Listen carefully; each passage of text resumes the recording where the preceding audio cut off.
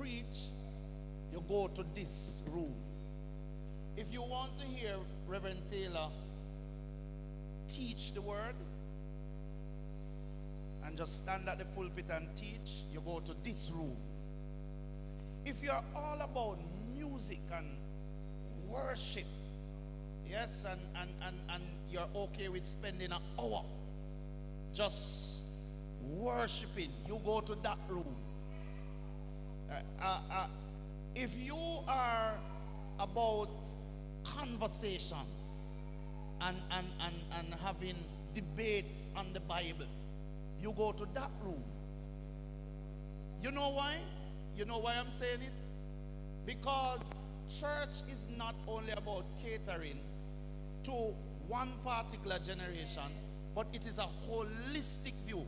And we're running church in such a way that we are going over some people's head. And they are not being ministered to. And therefore, my final point on this, Downey, is that one of the reasons why Gen Zs are not interested in church or leaving church is that we're not speaking to them. What do I mean by that? Is that they are looking for answers, but they are not hearing them in their sermons. Are you understanding what I'm saying? They are looking for some answers, but they are not hearing them in our sermons. So the church is answering questions they are not asking. Or they are asking questions that the church is not answering. Now, one of the things, and what do I mean by that? If I'm a Gen Z and every time I go to church, yes, I am hearing about the woman with the issue of blood.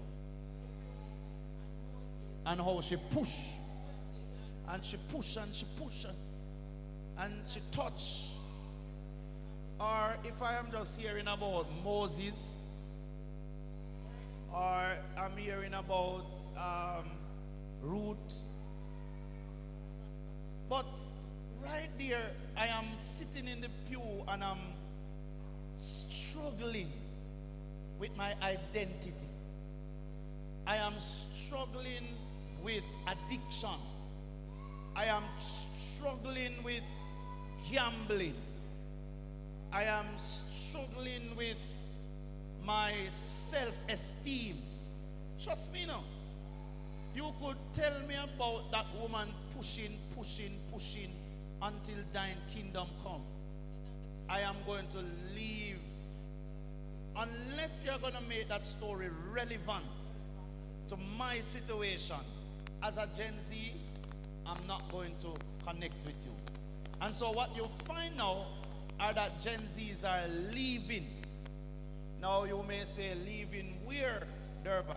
It's either they are leaving the church to the world or they are leaving your church to another church. And City Mission has suffered. City Mission have suffered from this. We have lost some of our most expressive, potential-driven, powerful young people. Talented, we have lost them to other ministries because we have not evolved and created the space for them to express themselves. I do trust that we will get there. I know we will. And that is why we have sessions like this. I yield.